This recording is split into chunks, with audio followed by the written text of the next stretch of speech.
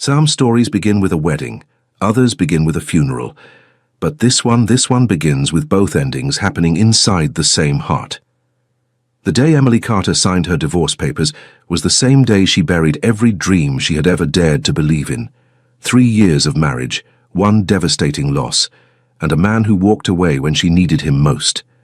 Chicago in November carries a particular kind of cold. Not the crisp freshness of early autumn, nor the romantic white silence of December snow.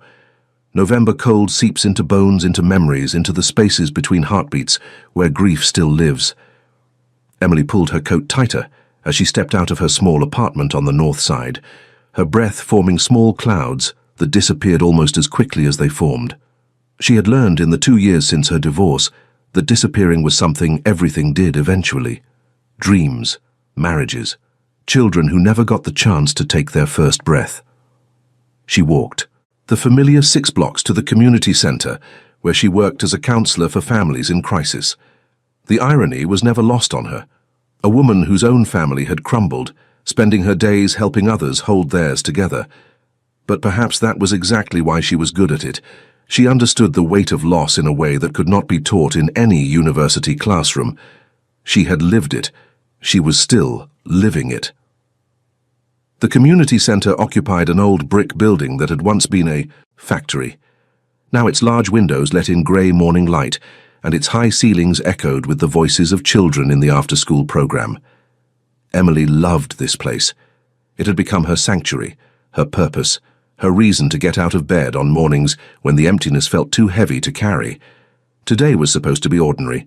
A staff meeting at 9, 3 counseling sessions before lunch, paperwork in the afternoon, maybe a quiet dinner alone, a book, and an early sleep. Emily had become expert at filling her days with enough activity to keep the silence at bay. She had rebuilt her life brick by brick, moment by moment, until she could almost convince herself that she was whole again. But fate has a way of laughing at our carefully constructed plans, and Emily Carter was about to discover that the past never truly stays buried.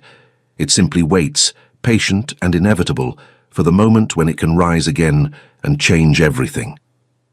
The morning passed without incident. Emily counseled a young mother struggling to balance work and childcare. She met with a teenager whose parents were going through a bitter separation. She ate a sandwich at her desk while reviewing case files. Normal, predictable, safe. It was nearly 4 in the afternoon when the door to her office opened without a knock. Emily looked up, ready to remind whoever it was about professional courtesy, but the words died on her lips when she saw Director Morrison's face. The older woman looked pale, her usual composure replaced by something that resembled barely controlled panic. "Director Morrison," Emily said, rising from her chair. "What is wrong? We need to talk." The director closed the door behind her and leaned against it as if she needed the support. "Emily, I have just received some very concerning news about our funding situation." Emily felt her stomach tighten. The community center operated primarily on grants and donations. They were always 1 fiscal quarter away from potential closure. Is it the Henderson Foundation grant? Did they decide not to renew? No. Director Morrison shook her head slowly. "No, this is something else entirely. Emily, have you heard of the Romano family?" The name meant nothing to Emily. She shook her head. They are one of the most powerful families in Chicago. Old money supposedly from construction and real estate, but everyone knows their real business operates in shadows. The director paused, seeming to choose her words carefully. "They have offered to become our primary benefactor. A donation large enough to fund our operations for the next 10 years. That sounds like wonderful news." Emily did not understand the director's obvious distress. "Why do you seem so worried?" "Because of who is behind the offer." Director Morrison walked to the window, looking out at the grey afternoon sky. "The head of the Romano family specifically requested to meet with you, Emily. He asked for you by name." "Me? But I do not know anyone in that family." "Why would they want to meet with me?" Director Morrison turned to face her, and in her eyes Emily saw something that made her blood run cold. A mixture of fear and pity, and the kind of knowledge that changes everything. "Emily," the director said quietly, The current head of the Romano family is a man named Daniel Romano, but that is not the name he was born with. Before he became Daniel Romano, before he inherited this empire through marriage and circumstance, he was someone else entirely. The room felt suddenly too small, the air too thin. Emily gripped the edge of her desk because her legs had stopped feeling reliable. His birth name, Director Morrison continued, was Daniel Carter, your ex-husband. The words did not make sense. They could not make sense. Daniel, her Daniel, the man she had married in a small church ceremony 6 years ago, the man who had held her hand through 18 hours of labor only to have it end in the worst possible way, the man who had slowly withdrawn into himself afterward, until there was nothing left between them but silence and pain, and eventually a stack of legal papers that Daniel was somehow connected to one of the most powerful crime families in Chicago. No. Emily heard her own voice, as if from a great distance. That is not possible. Daniel worked in finance. He was an accountant. He was normal, ordinary, just a regular person who could not handle grief. People are rarely what they appear to be. Director Morrison's voice was gentle. I do not know the details of how he became involved with the Romano family, but I have confirmed the information through multiple sources. Daniel Carter legally changed his name to Daniel Romano 3 months after your divorce was finalized. He married Isabella Romano, the only daughter of the previous family head, and when her father passed away last year, Daniel assumed control of the entire organization.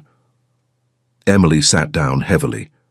Her mind was racing, trying to reconcile the man she had known, the quiet, somewhat distant accountant who preferred spreadsheets to conversation, with the image of a mafia boss.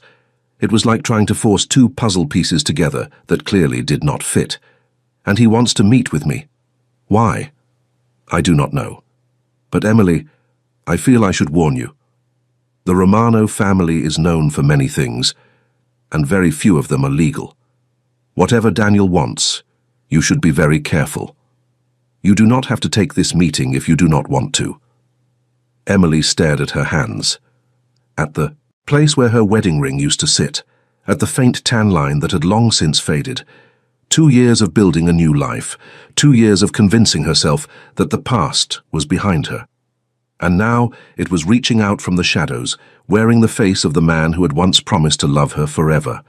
No, she said finally, surprising herself with the steadiness of her voice. I will meet with him.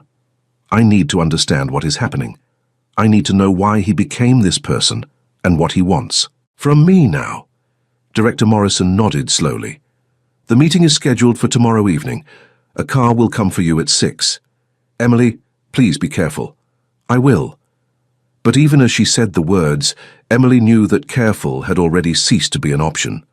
The moment Daniel re-entered her life, everything changed, and she had a terrible feeling that this was only the beginning.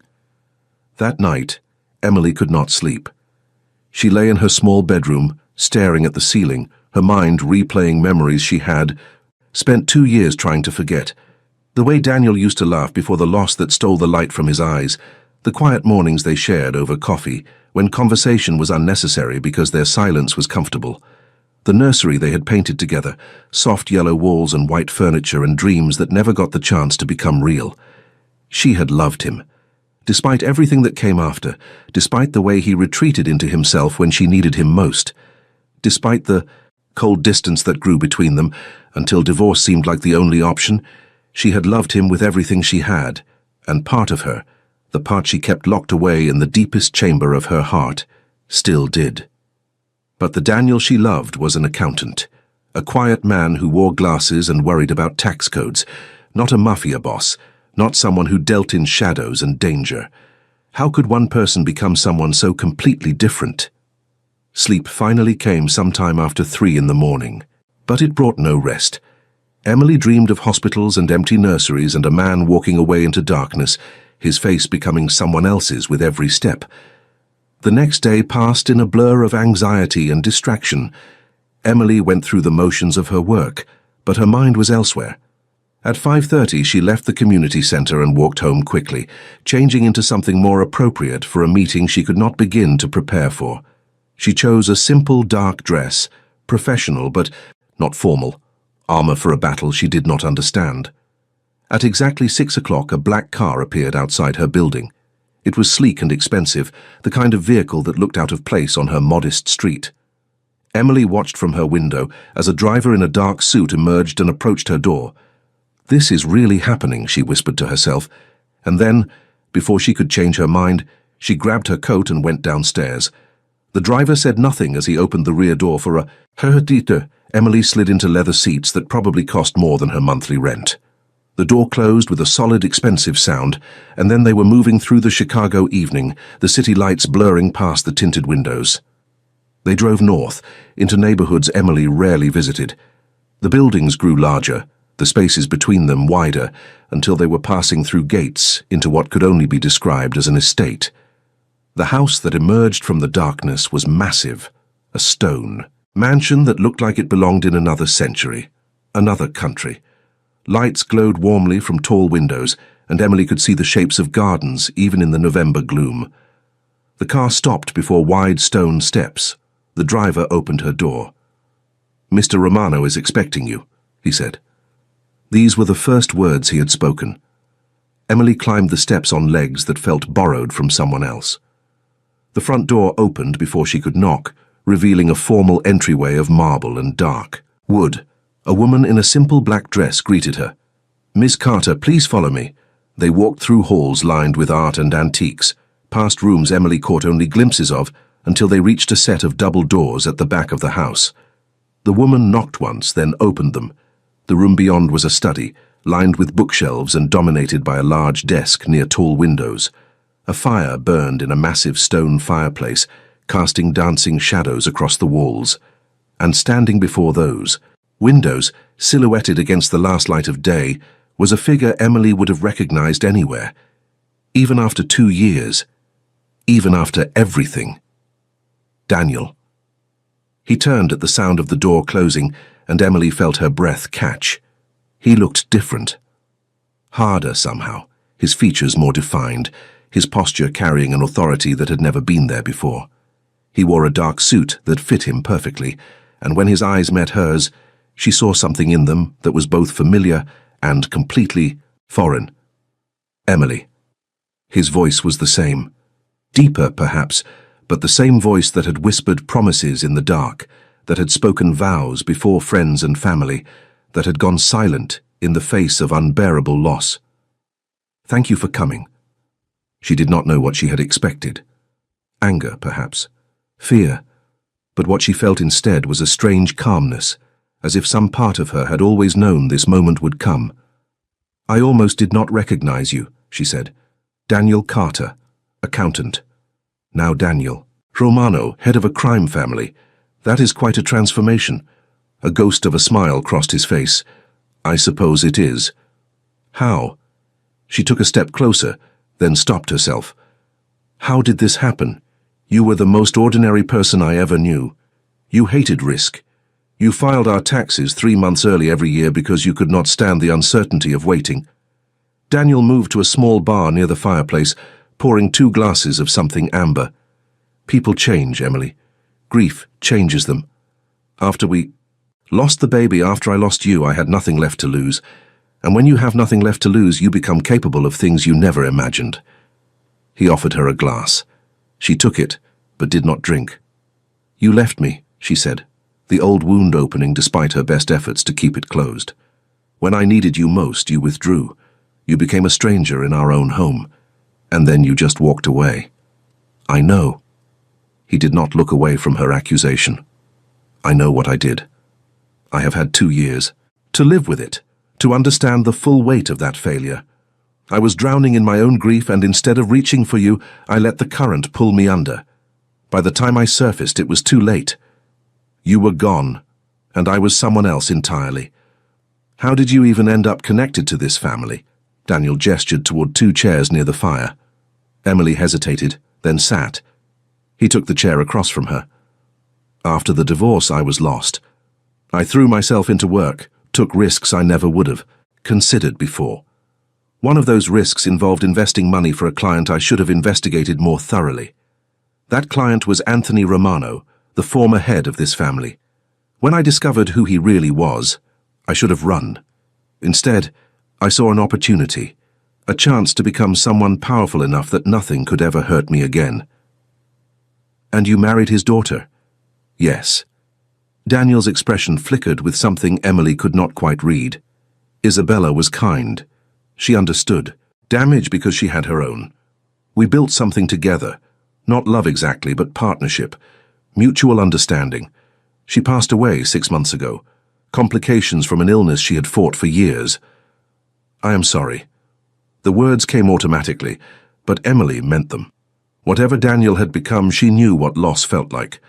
When Anthony died last year, the organization came to me. Isabella was too ill to take leadership, and she had no siblings. I was the only option. Daniel took a long drink from his glass. So now I am this. A man I never intended to become, running an empire I never asked for, with more power than I know what to do with. Emily let the silence stretch between them, the fire crackling softly, the weight of revelations settling into the space. Why am I here, Daniel? Why did you ask to meet with me? He set down his glass and leaned forward, his eyes holding hers with an intensity that made her heart race. Because I have spent 2 years trying to forget you, and I have failed. Because every success, every achievement, every bit of power I have accumulated means nothing when I think about how I abandoned you when you needed me most. Because I want to make things right, even if I do not know how. You think funding my community center will make things right? No. Daniel shook his head. The donation is real, and it comes with no conditions. Your center does important work, and I have more money than I could spend in 10 lifetimes. But that is not why I asked you. Here. Then why? Because I want you to know the truth, all of it. Who I am now, what I have done, and what I am trying to become. And then I want to ask you a question. What question? Daniel stood, moving to the window where the night had fully descended, the garden lights creating islands of illumination in the darkness. I want to ask you to give me a chance, not to reconcile, not to pretend the past did not happen, but to start something new, to see if the man I am now might be worthy of the woman you have become. Emily felt the world shift beneath her feet. This was not what she had expected. Not demands or threats or the cold business transaction she had braced herself for. This was something far more complicated, a door opening to a path she could not see the end of. You run a criminal organization, Daniel. Whatever feelings might still exist between us, that is not something I can ignore. I know. And I am not asking you to. He turned back to face her. I am asking you to. Let me show you who I really am. Not the man I was when we were married, and not the reputation that precedes me now. The actual person beneath all of that. The person who still remembers the sound of your laugh, who still thinks about the yellow nursery we never got to use, who still loves you even though he has no right to. The words hit Emily like physical blows. She set down her untouched drink and stood. I need time, she said. This is too much to process in one evening. Take all the time you need. Daniel's voice was gentle. I am not going anywhere. And Emily, whatever you decide, the donation to your center stands. That was never about leveraging your feelings. It was about doing something good with resources that came from less good places. Emily walked to the door, then paused with her hand on the handle.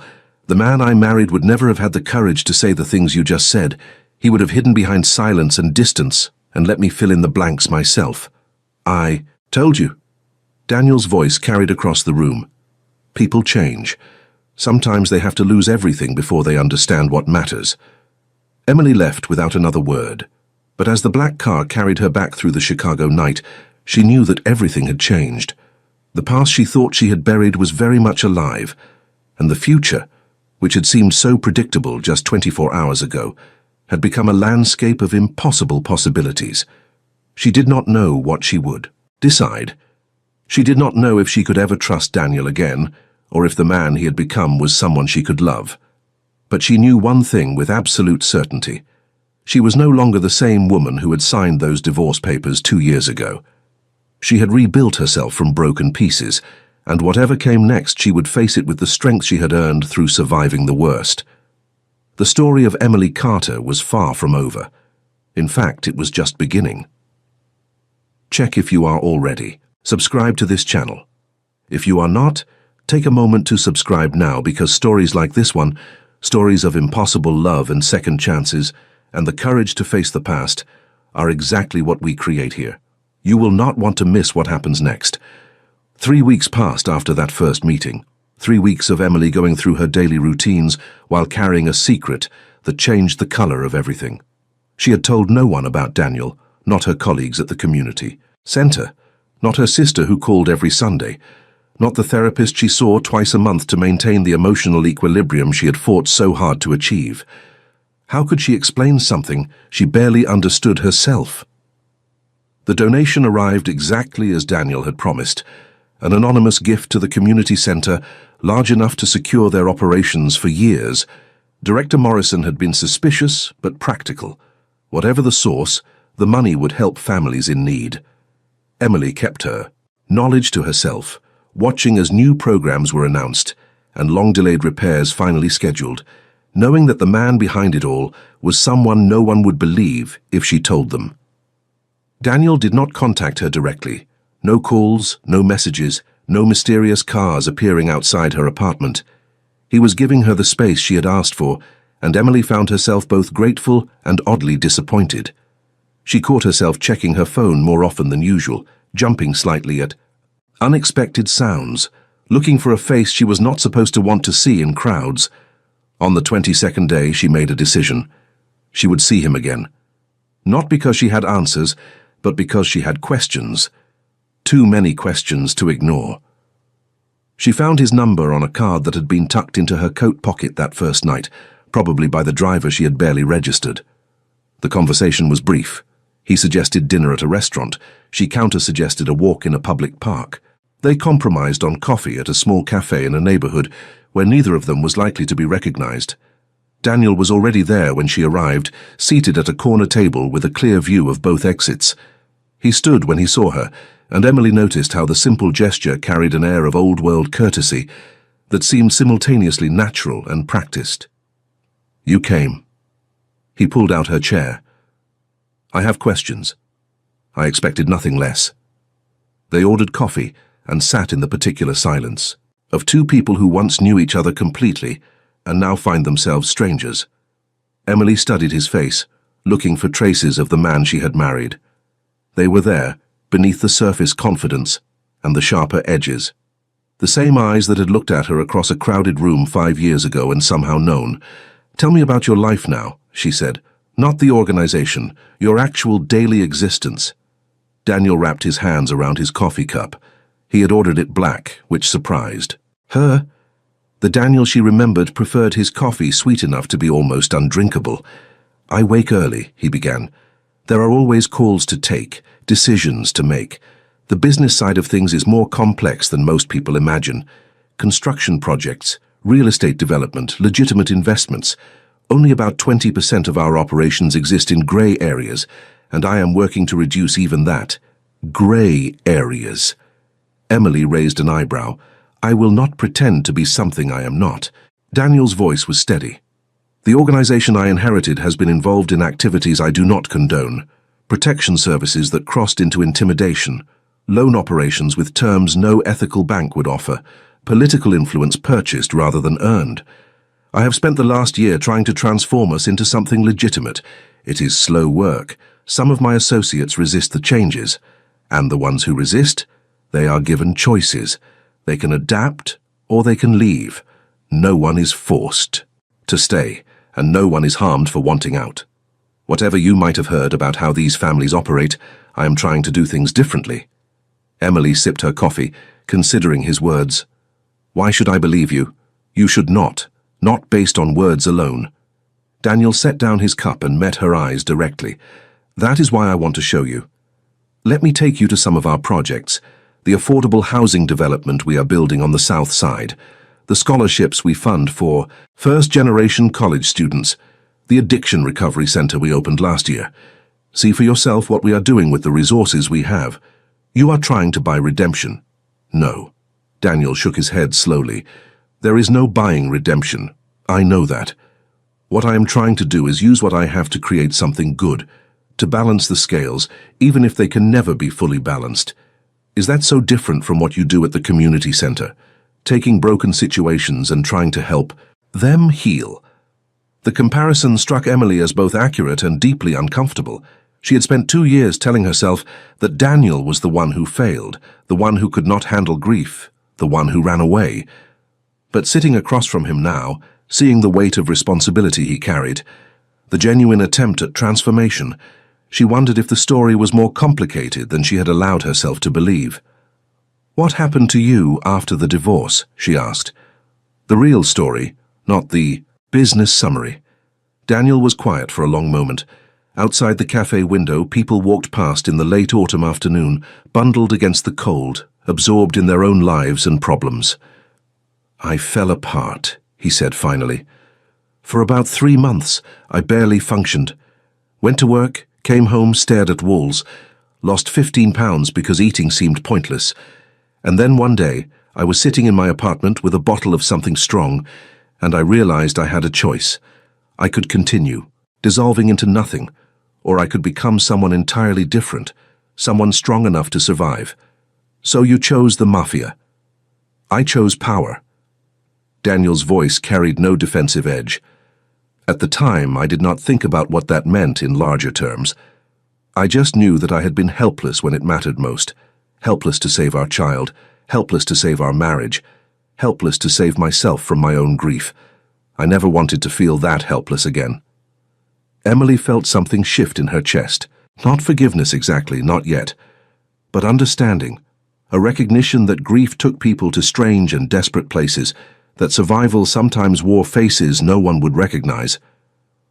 "I blamed you," she said quietly. "For years I blamed you for not being there when I needed you, for leaving me to grieve alone, for giving up on us without a fight. I know. And you were right to blame me. I did all those things. But I never asked what you were going through." Emily heard her own voice crack slightly. "I was so consumed with my own pain that I never really tried to understand yours. Maybe if I had, things would have been different, or maybe they would have been exactly the same." Daniel reached across the table, stopping just short of touching her hand. "We were both drowning, Emily. 2 people drowning cannot save each other. All they can do is survive separately and hope they find their way back to shore. And now, I am standing on solid ground for the first time in years, and I see you, standing on your own shore, and I wonder if there might be a bridge somewhere between us." Emily looked at his hand, so close to hers on the scarred wooden table. She remembered how those hands had held hers during labor, had trembled while signing divorce papers, had probably done things since then that she did not want to imagine. "Show me," she said. "Show me these projects. Show me who you are now." Daniel's face transformed with something that looked dangerously like hope. "When?" "Tomorrow." "Before." "I can change my mind." They finished their coffee in a different kind of silence, not the uncomfortable tension of strangers, but the charged quiet of 2 people standing at the edge of something neither fully understands. When they parted outside the cafe, Daniel did not try to kiss her or even hug her. He simply looked at her with those familiar eyes in that unfamiliar face and said, "Thank you for giving me a chance." Emily walked home through the cold November streets, her mind full of questions she could not answer. She was walking into something dangerous, not the physical danger of criminals and power struggles, though that existed too, something more personal. The danger of opening a door she had sealed shut, of risking a heart she had only recently learned to protect. But she had not rebuilt her life by playing it safe. She had rebuilt it by facing hard truths and making difficult choices.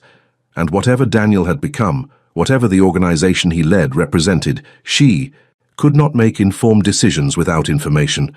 Tomorrow she would see for herself, and then, maybe then, she would know what to do next.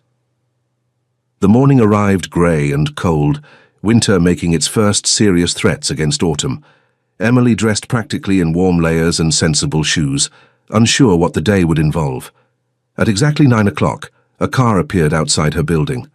Not the sleek black vehicle from before, but something more modest, a dark sedan that would not draw attention. Daniel was in the back seat. He smiled when she climbed in, and Emily noticed he was dressed casually as well. jeans and a sweater that reminded her almost painfully of the man he used to be. "Thank you for coming. I said I would." The first stop was on the south side of Chicago, an area Emily knew only from news reports about crime rates and economic depression. But what she saw when they arrived was not decay. It was construction. Dozens of workers in hard hats moved around a skeleton, of buildings rising from what must have recently been vacant lots. Affordable housing, Daniel explained as they walked through the site, hard hats of their own perched awkwardly on their heads. 300 units when it is finished. Mixed income, so we do not just concentrate poverty in one place. Ground floor retail to bring jobs to the neighborhood. A community center not unlike your own. Emily watched the workers, listened to the foreman calling instructions, felt the energy of something, being built rather than torn down.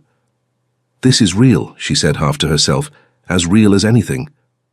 Daniel led her to a trailer that served as a site office, where plans were spread across tables and project timelines covered the walls. "We will not make our money back for decades, if ever. But that is not the point. The point is that 300 families will have safe, affordable homes in a neighborhood that has not seen investment in generations." They visited a school next, a charter academy, funded by the Romano Family Foundation, where children in neat uniforms greeted them with curious eyes.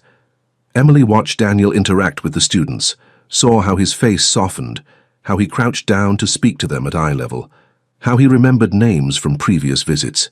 "Education is the only reliable path out of poverty," he said as they left. "I did not have to worry about that growing up.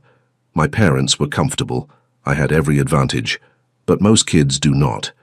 If I can use my resources to give even a few of them better chances, then maybe all of this will have meant something." The Addiction Recovery Center was the last stop. It occupied a renovated warehouse in a quiet industrial area, and inside, Emily found a facility that rivaled any private treatment center she had ever seen. Comfortable rooms, professional staff, and patients who looked at Daniel not with fear, but with genuine gratitude. "Recovery takes time," Daniel explained. "Most programs give people 30 days and send them back to the same circumstances that led to their addiction.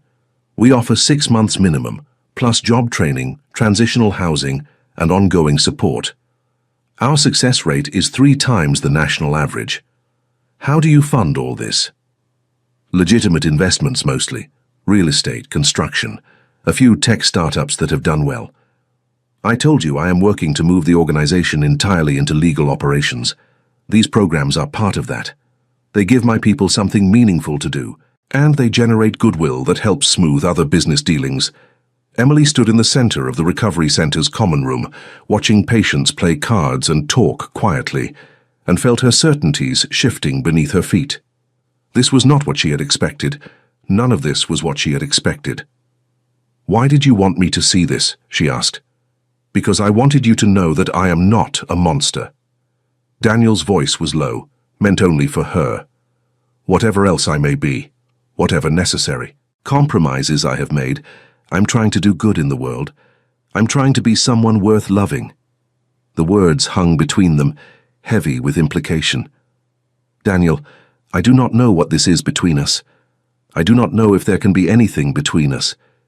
You are not the man I married, and I am not the woman you left, I know, but I see what you are doing here, and I respect it. Whatever else I feel, I respect this. That is more than I hoped for." Daniel smiled, and for just a moment he looked like the young accountant who had nervously asked for her number at a friend's party 5 years ago. "Can we have dinner? Not to pressure you, not to make any decisions. Just 2 people sharing a meal and seeing if they still know how to talk to each other." Emily hesitated.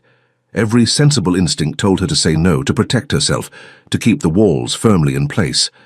But there was another voice, quieter but insistent, that reminded her how lonely she had been, how the life she had rebuilt, safe and predictable, was also empty of the kind of connection she had once known. "Dinner," she said finally. "But I choose the restaurant. Deal." They had dinner that night at a small Italian place Emily loved, far from the wealthy neighborhoods where Daniel now belonged. They talked about everything and nothing, avoiding the heavy topics by unspoken agreement, simply rediscovering the rhythms of conversation that had once come so naturally. Daniel told stories about his legitimate business dealings, the colorful characters he encountered, the challenges of transformation. Emily shared tales from the community center, the families she helped, the small victories that made the work worthwhile. For a few hours, they were just two people getting to know each other again. Not ex-spouses with painful history, not a counselor and a crime boss, just Emily and Daniel, sharing pasta and red wine, and the careful beginnings of something neither was ready to name. When the evening ended, Daniel walked her to her door but made no move to come in. "Thank you for today," he said, "for keeping an open mind. Thank you for showing me." Emily paused with her keys in her hand. "I do not know where this goes, Daniel. I am not sure I can ever fully trust you again knowing what you have become. I am not asking you to trust me. Not yet. I am asking you to watch me. To let me prove through actions what words can never prove. And if, after time, you decide that I have earned even a small piece of your trust, that will be enough. Good night, Daniel. Good night, Emily." She watched him walk back to his car, watched the taillights disappear into the night. Then she went inside and sat in her dark apartment for a long time, trying to understand what she was feeling. The past was not what she had thought it was. The present was full of impossible complications.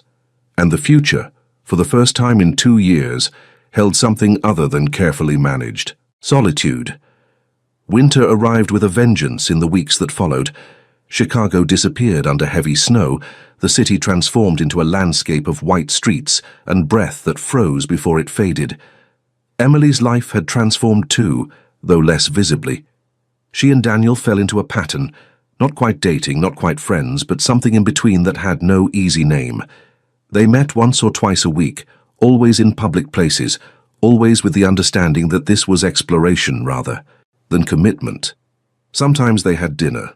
Sometimes they walked through museums or sat in coffee shops or watched the city from the observation deck of tall buildings. They talked about their pasts, their presents, their uncertain hopes for the future. And slowly Emily began to see the man Daniel had become. He was still recognizable, still carried echoes of the quiet accountant she had married. But there was a core of steel in him now that had not existed before. A willingness to make hard decisions, to shoulder responsibilities that would crush lesser people, to live with compromises that had no clean answers. He was more complex than the man she had known, and in some ways more admirable. The transformation that had led him to power had also led him to purpose. He was using his position to make genuine change, and that mattered. But Emily also saw the shadows.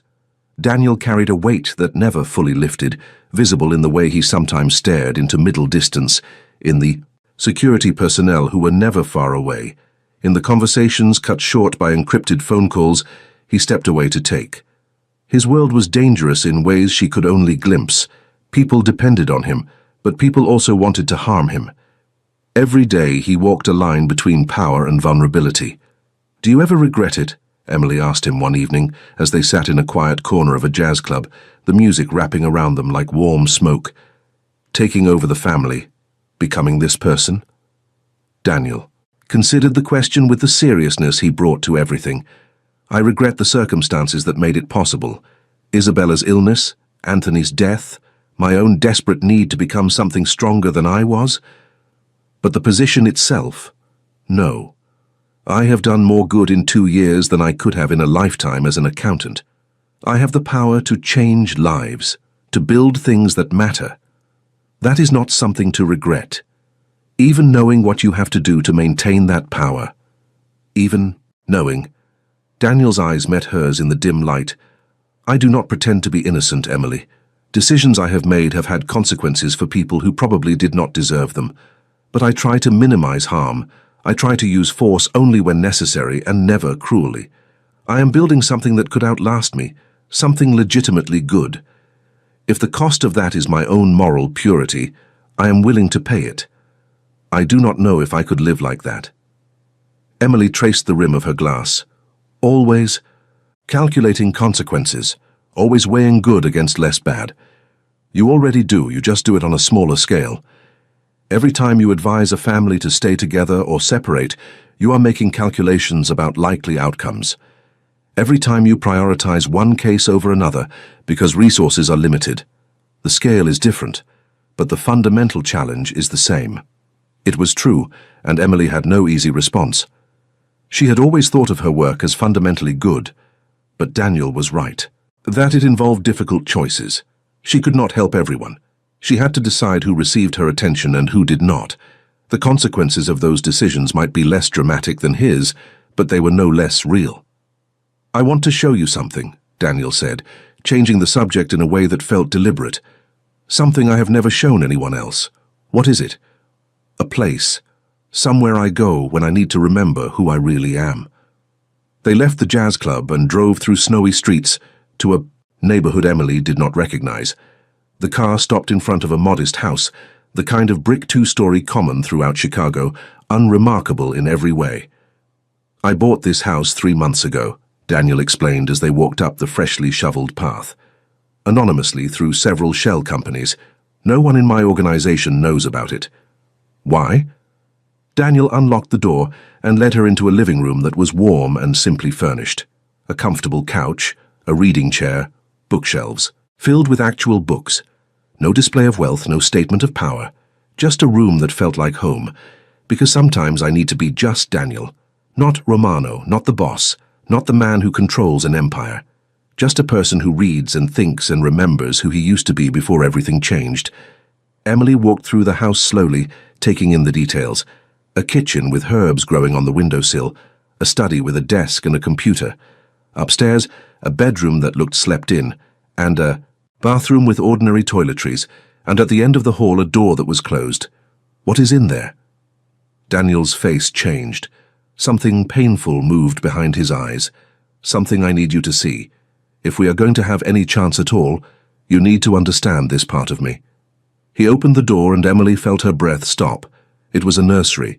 Not the yellow nursery they had painted together, not exactly, but similar. A crib with soft blankets, a changing table, a rocking chair by the window, and on every surface photographs. Emily recognized them. They were copies of the ultrasound images, the preparations they had made, the joy that had preceded the loss. "I could not let go," Daniel said quietly, standing in the doorway. "After everything, after the divorce and the transformation and all of it, I could not let go of what we almost had. I know it might seem unhealthy. Maybe it is. But coming here, sitting in this room, it helps me remember why I wanted to become strong in the first place. Not for power itself, but so I would never feel that helpless again."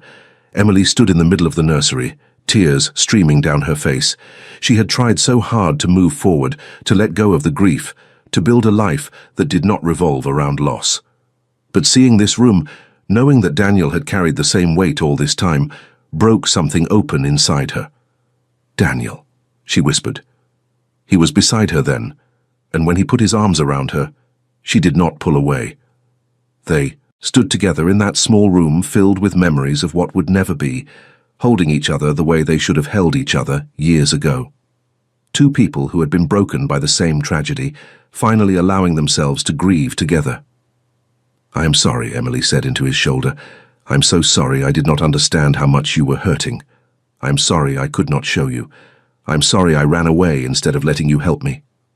They stayed like that for a long time, in the house that no one knew about, in the room that held their shared loss. And when they finally separated, something had changed between them. Not forgiveness exactly, not yet, but the beginning of healing. The first tender shoots of connection growing in ground that had been frozen for too long.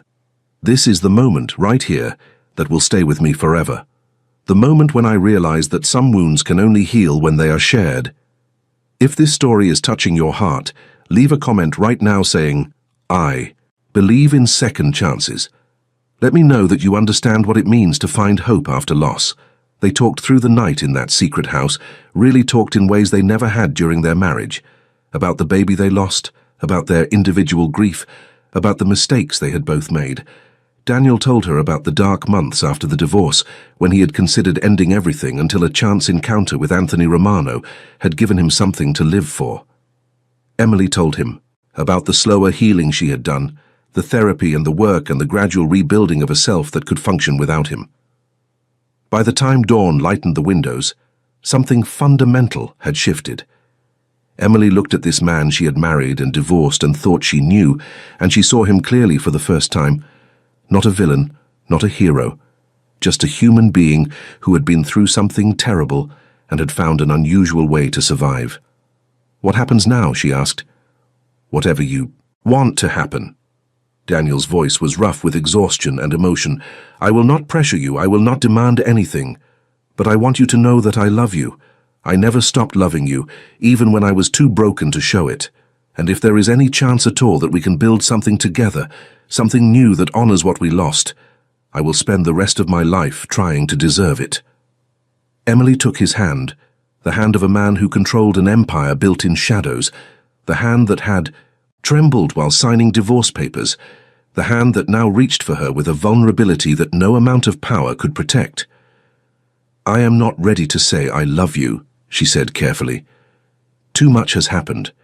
Too much trust has been broken. But I am willing to try, to see if we can find our way back to each other or forward to something new. I am willing to take that risk." Daniel raised her hand to his lips and kissed it gently. "That is all I ask."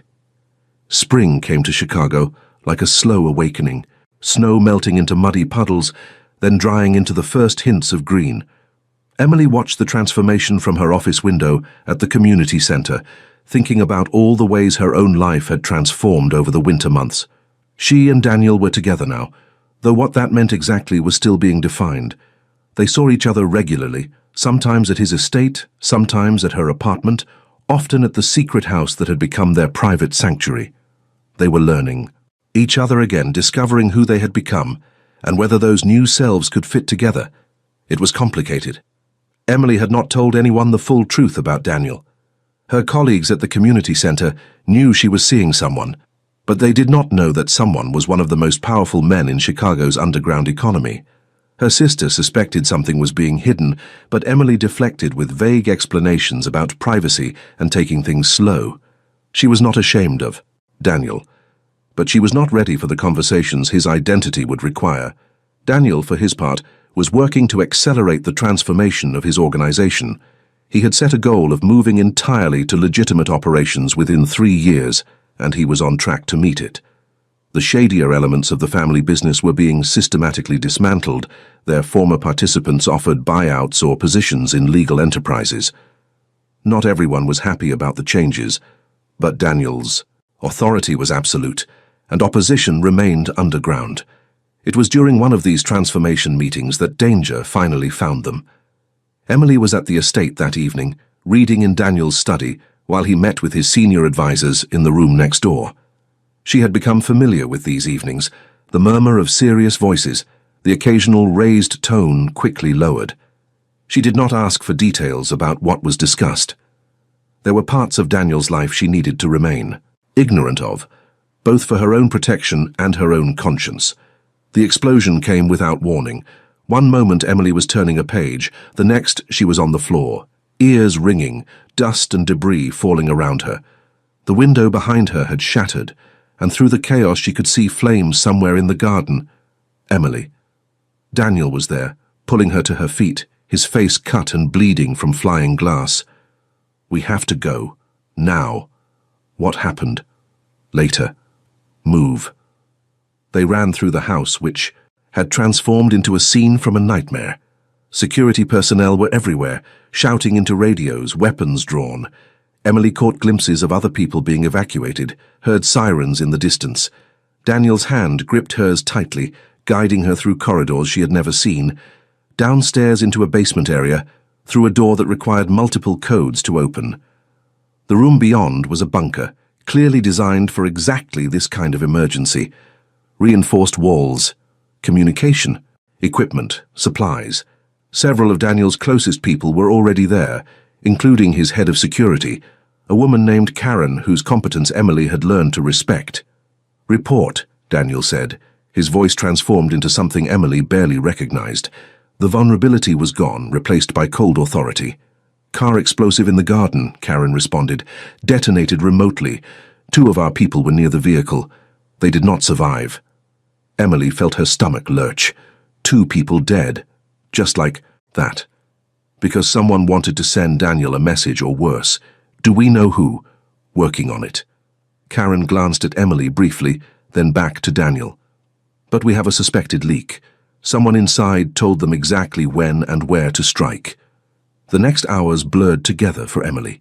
She sat in the corner of the bunker, watching as Daniel managed the crisis with a competence that was almost frightening. He made decisions quickly, issued orders that were immediately followed, maintained absolute control even as the situation remained dangerous. This was the part of him she had not seen before, the part that had allowed him to rise from grieving accountant to head of a criminal empire. Around midnight, Karen approached her with a cup of coffee. "You should get some sleep if you can. This might take a while. How can anyone sleep after something like this?" Karen sat down beside her, her expression sympathetic despite its professional composure. "You learn to, eventually. The boss has enemies. That is the nature of power. What matters is that he protects what is his, and you are clearly included in that category. 2 people died tonight." "Yes." Karen's voice was matter-of-fact. And if the boss had been in that garden instead of in his meeting, it would have been more. The people who did this wanted to cut off the head.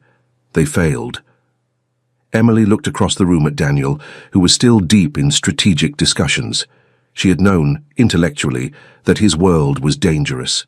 But knowledge and experience were different things. Tonight she had felt the reality of what it meant to be connected to a man like him. "He is a good man," Karen said quietly. "Better than most people in his position would be.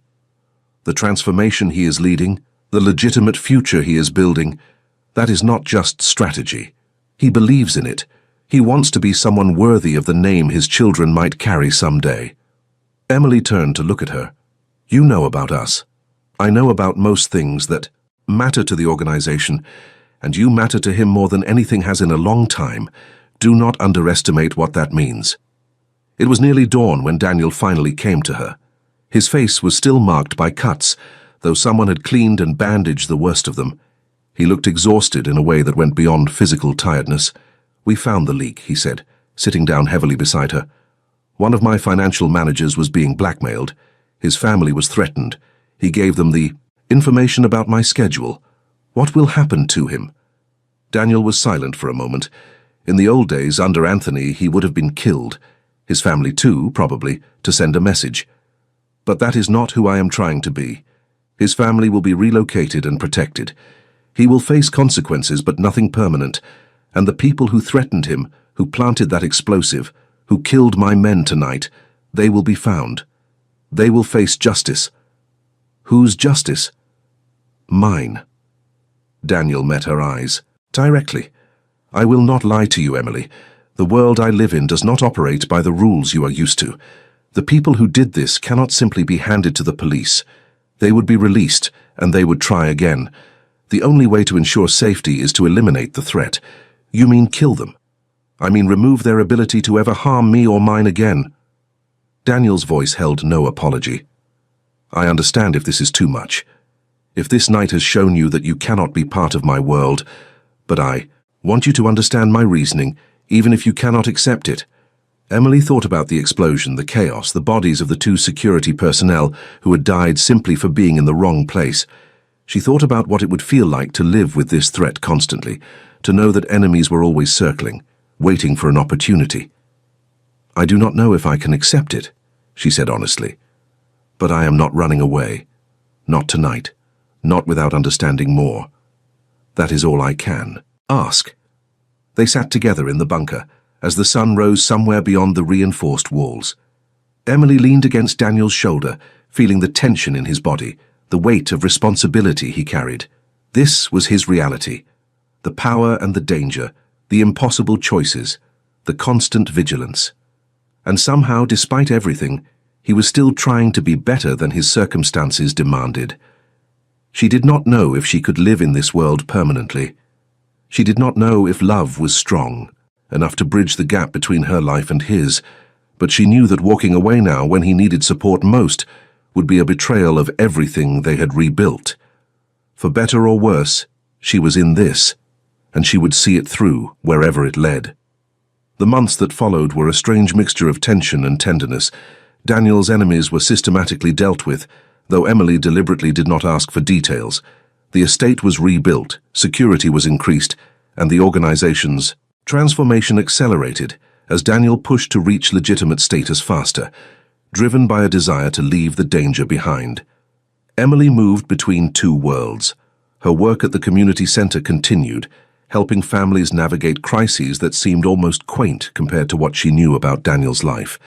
And she spent increasingly more time in his world, learning its rhythms, getting to know the people who made up his inner circle, understanding the complexities of leading an organization. Through fundamental change, she also got to know Daniel in ways their marriage had never allowed. The grief that had driven them apart now became a bridge between them. They talked about the child they had lost, not with the painful silence of before, but with the bittersweet acceptance of people who have processed tragedy and emerged on the other side. They visited the secret house regularly, sitting in the nursery that Daniel had created, honoring the memory of what might have been while acknowledging that their futures could not be defined by loss alone. "I want to start a foundation," Emily said one evening as they sat on the porch of the secret house, watching summer fireflies dance in the warm air. A real one, not just a tax shelter, something focused on families who have experienced pregnancy loss and infant death. Support groups, counseling, practical assistance. There is so much stigma around these losses, so much isolation. "Tell me more." Daniel listened as Emily described her vision, asking thoughtful questions, offering suggestions from his experience with the other charitable programs the organization ran. By the end of the evening, they had sketched out a plan, and Daniel had committed the initial funding. "We will name it after the baby," Emily said quietly, "even though we never chose a name. Then we will choose one now." Daniel took her hand. Together, they settled on Hope, the Hope Foundation, dedicated to supporting families through the darkness of loss and into the possibility of future light. It was not the child they had wanted, but it was something. A way of creating meaning from tragedy, of ensuring that their loss might help others heal.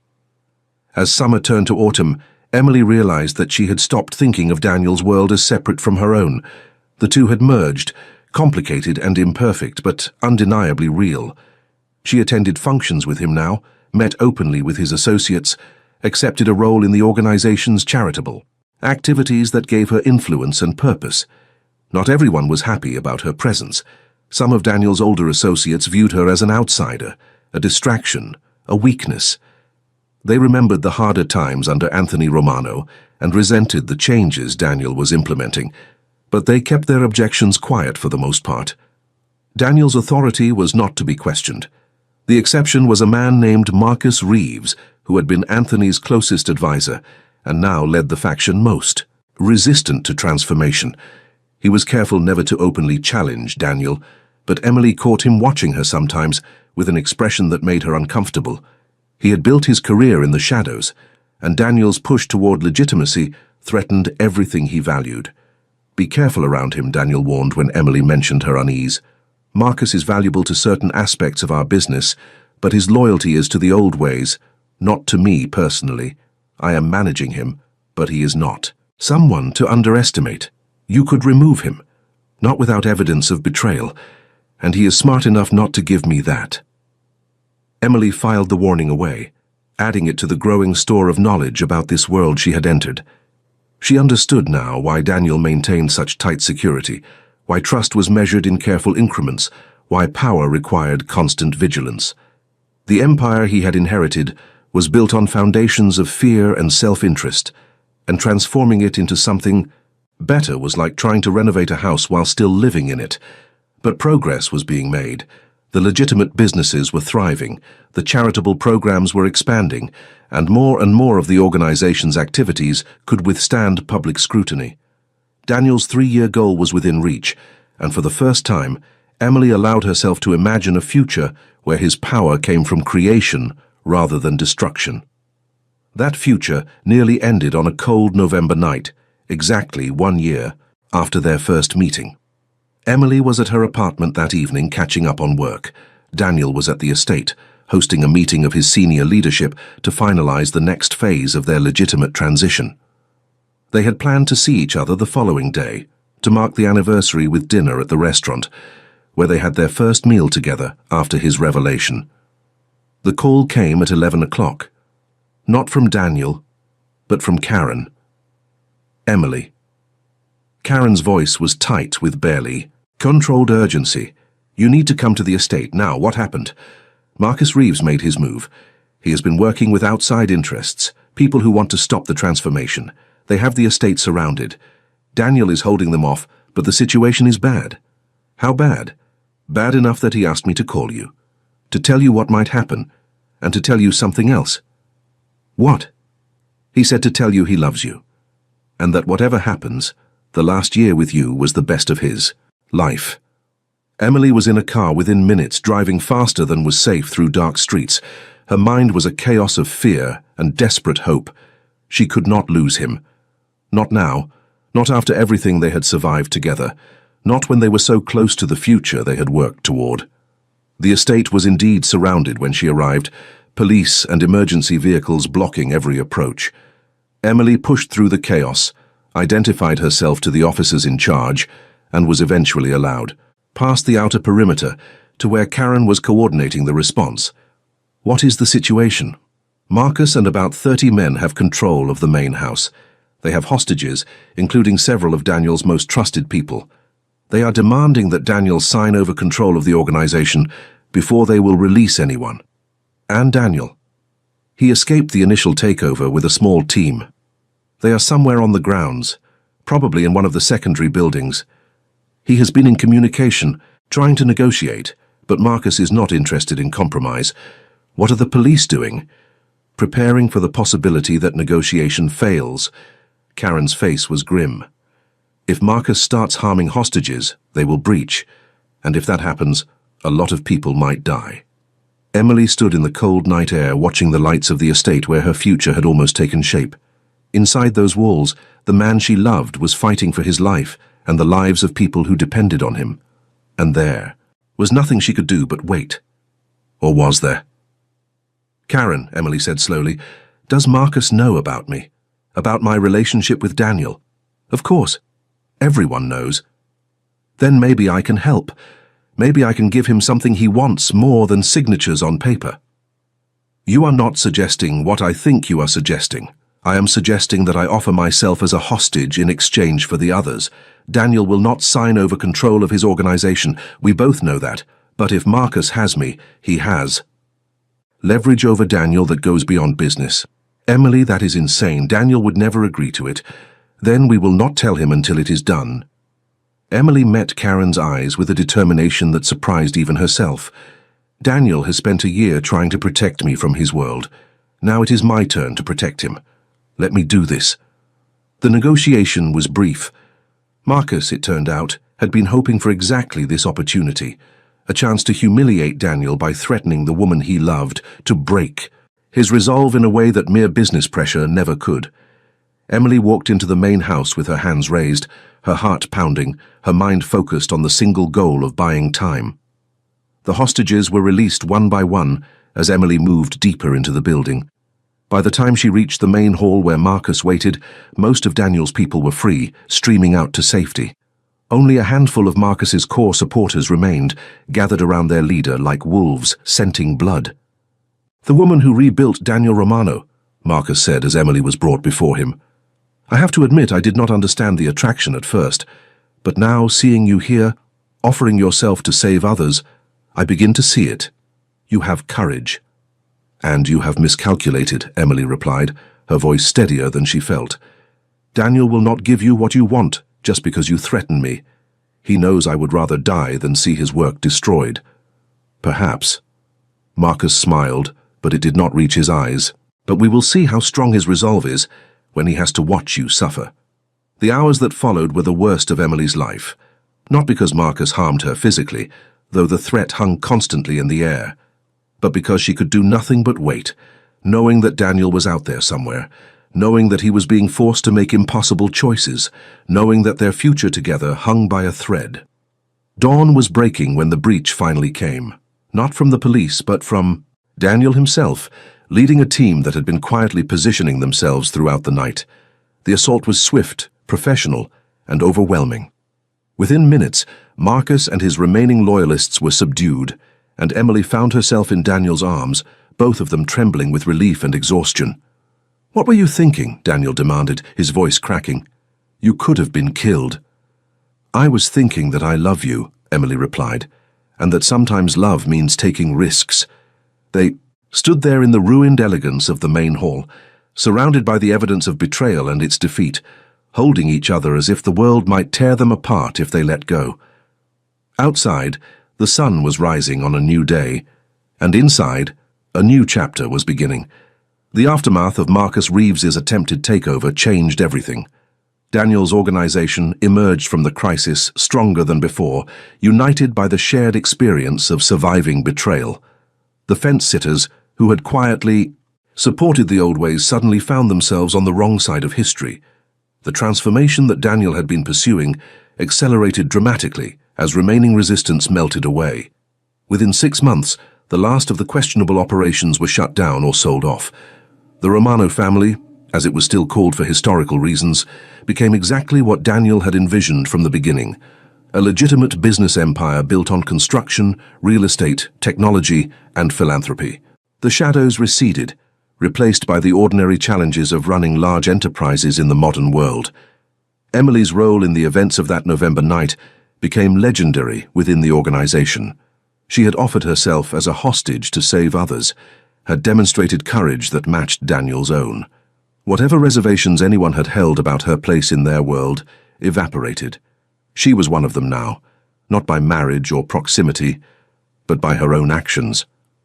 The Hope Foundation launched that spring, funded by Romano family resources, but operated independently under Emily's direction. It grew quickly, filling a need that Emily had recognized from her own experience. Support groups formed in cities across the country. Counseling services reached families who had nowhere else to turn. Research grants advanced medical understanding of pregnancy loss. What had begun as a personal act of healing became a movement. On a perfect June evening, 1 year after the Foundation's launch, and nearly 3 years after Emily and Daniel's first meeting as changed people, they stood together in the garden of the secret house. It had been expanded now, the modest property transformed into something more fitting for the life they had built together, while remaining the private sanctuary it had always been. "I have something to ask you," Daniel said, his voice carrying the same nervous energy Emily remembered from the night he had first asked for her phone number, a lifetime ago. "Is this what I think it is? That depends on what you think it is." He reached into his pocket and withdrew a small box. "Emily, when I lost you the first time, I became someone else because I could not survive as the person I had been. When I found you again, I became someone better because you showed me what I was capable of. I am not the man you married, and you are not the woman I left. But maybe that is the point. Maybe we had to become different people to finally get it right." He opened the box, revealing a ring that Emily recognized. It was her original engagement ring, the modest diamond they had chosen together when they were young and uncertain and full of naive hope. "I kept it," Daniel admitted. "I told myself it was because I could not bear to sell it, but I think some part of me always knew this day might come. Emily Carter, will you marry me again? Will you help me build a life that honors who we have become and who we lost and all the possibilities we have yet to discover?" Emily looked at the ring, at the man holding it, at the garden where fireflies were beginning their nightly dance. She thought about all the ways her life had changed, all the grief and growth and impossible second chances. She thought about the child they had lost and the foundation that carried their name. She thought about the dangerous world Daniel had navigated and the legitimate empire he had built. And she thought about love. Not the naive love of their first marriage, the love that could not survive tragedy, but the mature love they had built together, tested by time and circumstance, strong enough to face whatever came next. "Yes," she said, "yes, I will marry you." Daniel slipped the ring onto her finger, and it fit perfectly, as if the years between had never happened. They kissed in the garden of their secret house, two people who had been broken by the same tragedy and found each other again on the other side. The wedding was held 3 months later, a small ceremony attended, only by family and closest friends. Emily's sister stood beside her as maid of honor, having finally been told the full truth and having accepted it with the practical pragmatism Emily had always loved about her. Karen served as Daniel's best woman, a choice that surprised no one who knew how much she had done to help them reach this point. They wrote their own vows, standing before the same altar where they had married the first time, speaking words that acknowledged the past, while embracing the future. "I promise to stay," Emily said, looking into Daniel's eyes. "Not because it is easy, but because it is worth it. I promise to see you, all of you, even the parts that live in shadows. And I promise to keep building hope for us and for everyone our story might touch." "I promise to protect," Daniel replied, "not by hiding you from my world, but by making that world worthy of you. I promise to keep transforming, to keep becoming better, to keep earning the love you have given me. And I promise to never run again, no matter how hard it gets." They exchanged rings, newly purchased bands that complemented the restored engagement ring, and when they kissed, the small crowd cheered for a love that had survived more than most people could imagine. The years that followed brought the ordinary challenges and joys that fill any life. The Hope Foundation grew into a national organization, with Emily eventually stepping back from daily operations to train the next generation of leaders. Daniel's legitimate empire thrived, creating jobs and contributing to communities across the country. They moved from the estate to the secret house, now no longer secret, wanting a home rather than a fortress. And one autumn morning, 5 years after their second wedding, Emily woke Daniel with news that changed everything once more. The pregnancy was closely monitored, both of them carrying fears that never fully faded. But week by week, month by month, the baby grew strong and healthy. When their daughter was born the following spring, she arrived screaming and perfect, and they named her Hope after the foundation that had given them purpose in their darkest time. "We made it," Emily whispered, holding their daughter in the quiet of the hospital room, while Daniel sat beside her, tears streaming down his face. "After everything, we made it." "You made it," Daniel replied. "You saved us, Emily. You saved me. Everything good in my life exists because you were brave enough to give me another chance." "No." Emily smiled, exhausted and radiant and more certain than she had ever been. "We saved each other. That is how it works when love is real. You save each other over and over again, until saving becomes simply living, until the two of you become one story, told across all the years you have left." They brought Hope home to the house that had once been secret, that had become a sanctuary, that was now simply home. The nursery that Daniel had created years ago, preserved through everything, finally welcomed the child it had always been waiting for. And in the quiet moments of those early days, feeding and changing and marveling at the miracle of new life, Emily and Daniel finally understood what their journey had been building toward. Not power, not redemption, not even second chances, though they had needed all of those things along the way. Family. That was what they had been building. A family forged in loss, tempered by transformation, and finally made real by the courage to love again. If you have watched this far, it is because you liked this story. Leave a comment saying "I have watched this far," so I can get to know you and see who really enjoys the stories here on the channel. Hit that subscribe button if you have not already, because stories like this one, stories of impossible love and second chances and the courage to rebuild, are exactly what we create here. Like this video if it touched your heart, and share it with someone who needs to believe that broken things can be made whole again. Emily Carter Romano stands at the window of her home, watching her daughter play in the garden where fireflies dance on summer evenings. Her husband works in the study behind her, the empire he built now fully legitimate, his power used to create rather than destroy. The Hope Foundation helps thousands of families every year, turning grief into purpose, loss into meaning. Some stories begin with a wedding, others begin with a funeral. But this one began with both endings happening inside the same heart, and it emerged into something neither Emily nor Daniel could have imagined when they signed their divorce papers all those years ago. They lost a child, a marriage, and the people they used to be, and they found in the ruins of all that loss the foundations for something stronger. That is the secret, Emily thinks, as the evening light turns golden, and her daughter's laughter carries through the open window. The secret is not that love conquers all. Love does not conquer anything by itself. The secret is that people can change, that grief can become growth, that the worst thing that ever happens to you can lead, through impossible paths, to the best things you never knew to hope for. Divorced after losing their child, she rebuilt her life, unaware her ex was now the mafia boss. That is how the story started. But it is not how the story ends. The story ends here, in a house full of love, with a family built on second chances, and a future bright enough to illuminate even the darkest memories of the past. The story ends with hope.